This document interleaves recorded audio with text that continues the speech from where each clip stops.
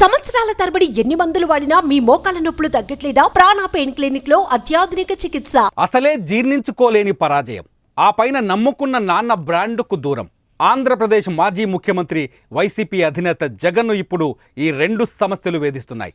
వైఎస్ఆర్ బ్రాండ్ను కాపాడుకోవడానికి జగన్ తీవ్రమైన ప్రయత్నం చేస్తున్నట్టు ప్రచారం జరుగుతోంది. ఎప్పుడైతే చెల్లెలు షర్మిల కాంగ్రెస్ పార్టీ పగ్గాలు చేపట్టిందో అప్పటి నుంచే వైఎస్ఆర్ ఫోటోను జగన్కు దూరం చేసే పని మొదలుపెట్టారు.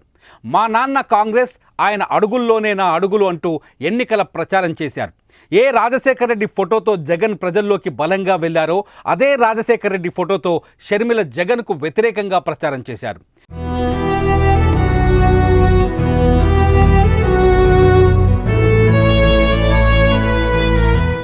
వైఎస్ఆర్కు నిజమైన వారసురాలిని నేనే అని ప్రజలకు చెప్పే ప్రయత్నం చేస్తున్నారు.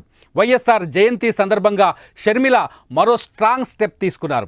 విజయవాడలో వైఎస్ రాజశేఖర రెడ్డి జయంతి వేడుకలను భారీ ఎత్తున నిర్వహించేందుకు ప్రయత్నిస్తున్నారు. అందుకోసం కాంగ్రెస్ పాలిత రాష్ట్రాల ముఖ్యమంత్రులు, కాంగ్రెస్ పార్టీలో ముఖ్య నాయకులను ఆమె ఆహ్వానించారు.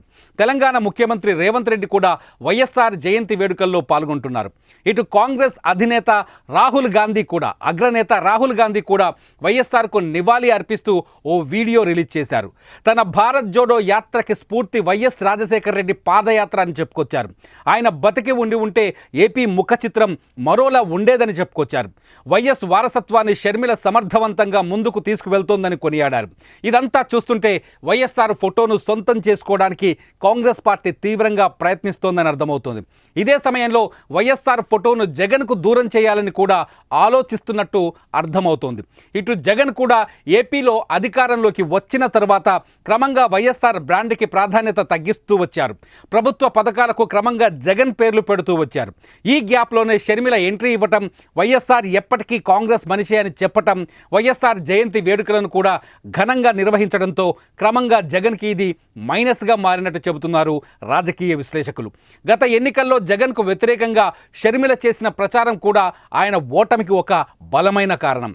ఇప్పుడు వైఎస్ఆర్ బ్రాండ్ కూడా దూరమైతే వైసీపీ మరింత ఇబ్బందుల్లోకి వెళుతుందన్నది రాజకీయ విశ్లేషకుల అభిప్రాయంగా తెలుస్తోంది. ఇదిలా ఉంటే షర్మిలతో సయోధ్యకు జగన్ తీవ్రంగా ప్రయత్నిస్తున్నప్పటికీ అది వర్కౌట్ కావట్లేదని తెలుస్తోంది.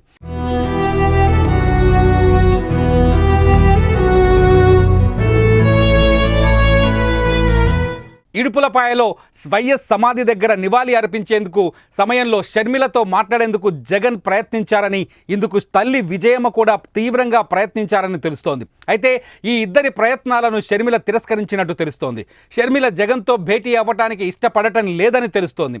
ఈ పరిణామాలన్నీ చూస్తుంటే జగన్కు వైఎస్ఆర్ బ్రాండ్తో పాటు షర్మిల కూడా ఒక మరింత దూరమవుతోందని రాజకీయ వర్గాల్లో చర్చ జరుగుతోంది.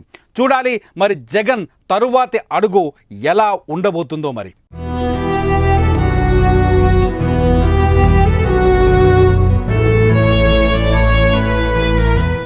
సుమన్ టీవీలో మీ పర్సనల్ అండ్ బిజినెస్ ప్రమోషన్స్ కోసం కింది నెంబర్కి కాంటాక్ట్ చేయండి.